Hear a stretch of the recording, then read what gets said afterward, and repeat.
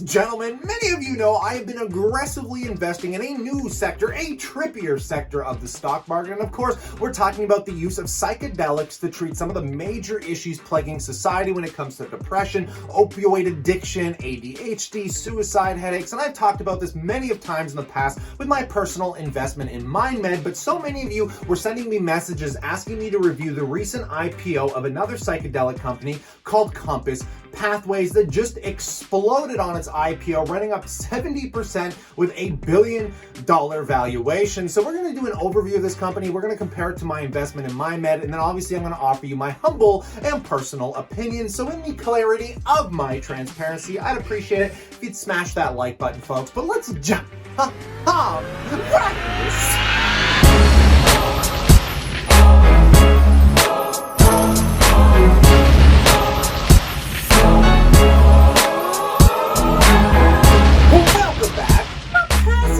Investors alike. Now, many of you know I became interested in this space as soon as I heard more or less that Kevin O'Leary, being one of the largest investors in MindMed, was really pumping the stock. These are compounds and drugs from the 60s, for example, LSD or psilocybin from mushrooms. These are psychedelic drugs that were, at that time, misused or overdosed by people and became Schedule I narcotics. Even in those times, though, there was some nascent research being done because it looked like these, as medicines, could help some really difficult afflictions people suffer. For example, depression, or alcohol addiction, or now opioid addiction. So if you can solve for alcoholism or just opioid, just take opioid in the United States right now as an affliction, costs the country billions of dollars and all kinds of costs to society and business. So all of a sudden, a new industry is emerging.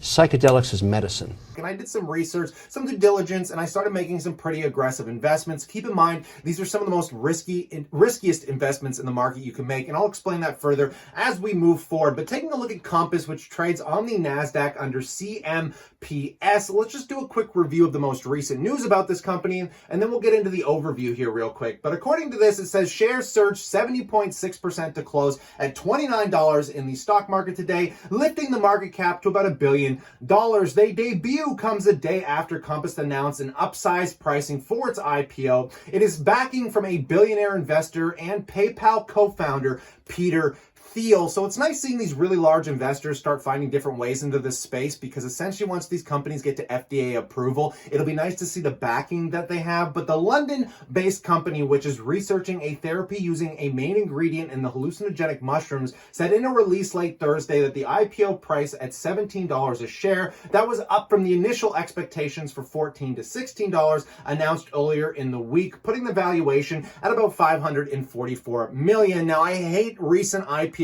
companies because clearly Robinhood investors and traders get super stoked about this stuff and they load the boat to the point where the valuations just don't make any bloody sense. But before I start talking about my valuation metrics on this company, let's just do a quick overview, shall we? So if we go on Compass's website, it says, we think differently about mental health, and so can you too. Just scrolling through, I had to dig a lot through this website to figure out what they're doing, but they're saying our vision is a world of mental well-being. Compass is a mental health care company dedicated to accelerating patients' access to evidence-based innovation in the mental health industry. Obviously, our first program is researching how psilocybin therapy could help people with the treatment resistant against depression here. Now, what I was trying to figure out is what is this company's approach to this market before I start comparing it to MindMed here. So trying to figure out this company's approach to this sector is drastically different than MindMed's, and I managed to find it digging through their website, but man, for a $1 billion valuation company, they just don't have a lot of information currently available, which is slightly annoying because if you go into their event presentation,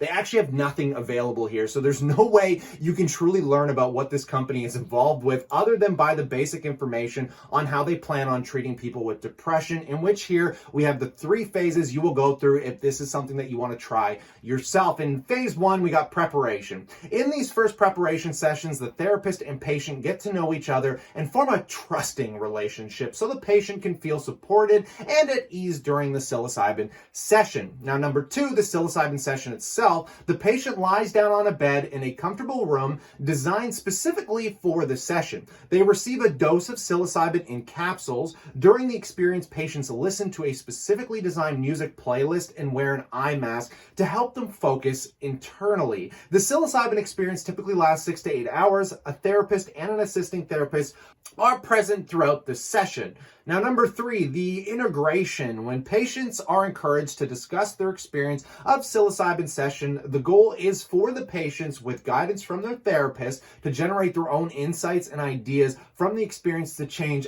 unhelpful emotions and behavioral patterns. Now, if this is their only approach to the market, this company is already insanely overvalued. Now, don't get me wrong, I am extremely happy there are a lot of companies getting in this space, because this is one of the most major problems in society. It's the #1 cause of death in youth when it comes to suicide and depression, and just opioid addiction is absolutely through the roof. But this company isn't really focused on the broader perspective of what is plaguing society. They're basically just trying to dip their toes into the market to see what kind of FDA approval they're going to get. And honestly, from an investing standpoint, this isn't the best approach, because it's not getting you the most access to the public market, in which I'm going to kind of compare it right now to, say, something like a MindMed, which is where I've been primarily investing most of my money, because MindMed is approaching this on a much larger spectrum. I mean, they're doing LSD for anxiety, LSD for suicide headaches, and I mean, their primary approach is through what they call microdosing, because the CEO, the founder of MindMed, was working in Silicon Valley when he realized that a lot of people that were addicted to coke were microdosing acid, not taking enough to get high, but enough to subside the coke addiction, which is just a really interesting story in and of itself, because this company wants to go through the prescription method of trying to get doctors to prescribe it to you instead of the crappy alternatives that already exist, like the Johnson & Johnson depression treatment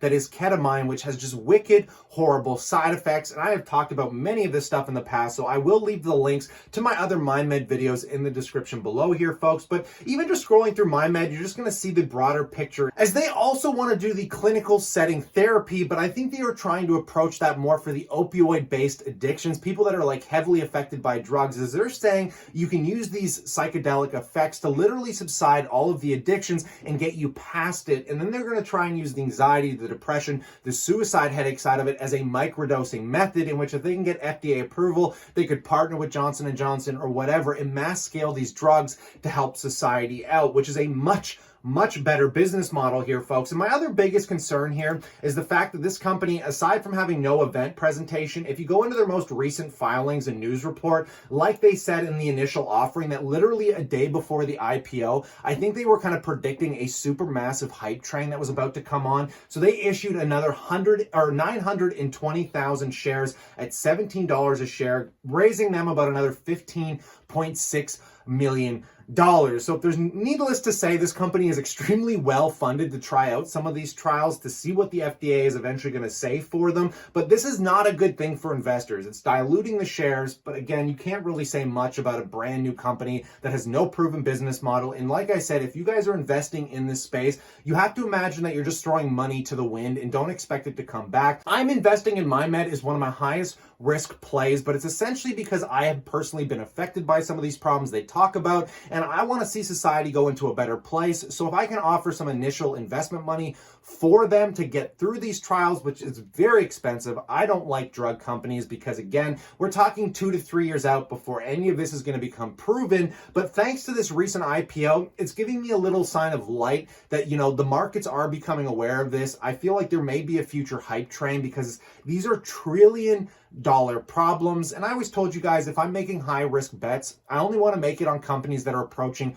major societal problems. I mean, you could even say Tesla was one of those. I like picking the best companies in their own individual space. And Tesla clearly being the winner in the electric car space, I don't feel like I need any other exposure to say something like a Shill, or there's so many other things like NIO out there. And same with the psychedelic space, guys. This is a very new part of the stock market, and I still feel like MindMed has the most competitive edge. And honestly, unless somebody else comes out and proves me otherwise, this is where most of my money is going to continue to sit. But at least, again, guys, this IPO showed that there is light. There are a lot of investors interested in this space, and heck, even after that IPO, there was no news surrounding MindMed, but the fact that Compass Group ran up so much, it literally drove up the price of MindMed with it, presuming investors looked throughout the broader market to see what other psychedelic drugs they could invest in. So in the light of all of this information, and in the clarity of my transparency, I would love to know what you guys think in that comment section below. But stay cool, stay awesome, and I look forward to chatting to you tomorrow.